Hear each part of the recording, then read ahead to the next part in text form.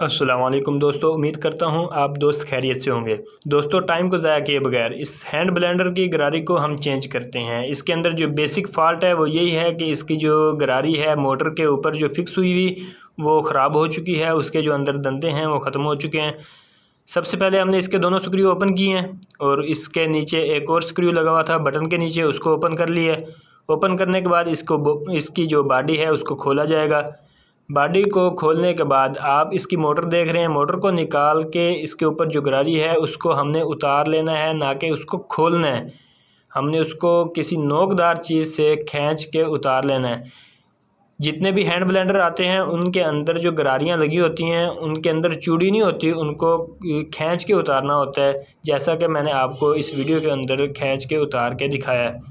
دوبارہ آپ نے ویسے ہی اس گراری کو فکس کر دینا، سیم آپ نے سائز لینا ہے۔ اس کا سائز جو ہے وہ ہر بلینڈر کا الگ الگ سائز ہوتا ہے، ہر مشین کا موٹر کا الگ سائز ہوتا ہے جو کہ اس کو لگانا ہوتا ہے۔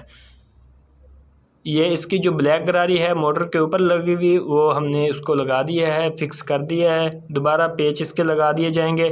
پیچ لگانے کے بعد جو اس کا بلیڈ والا حصہ ہے، بلیڈ والی شافٹ ہے، اس کے اوپر بھی ایک گراری لگے گی، وائٹ گراری۔ اس کو مکمل فکس کر کے آپ کو وہ جو وائٹ گراری ہے اس کو بھی لگا کے دکھاتے ہیں اس کو کیسے لگایا جا سکتا ہے۔ ابھی جو ہے اس کے بٹن کے نیچے جو لگا ہوا ہے سکریو، اس کو ٹائٹ کر کے آپ کو ایک مرتبہ اس کو چلا کے چیک کروائیں گے۔ یہ ہم اس کو لگانا بھول گئے، اس کو ہم دوبارہ لگا دیں گے۔ اب جو ہے اس کو آپ کو چلا کے چیک کرواتے ہیں۔ اس کی سپیڈ زبردست سپیڈ ہو چکی ہے، اس کے دندے جو ہیں وہ بھی ٹھیک ہیں۔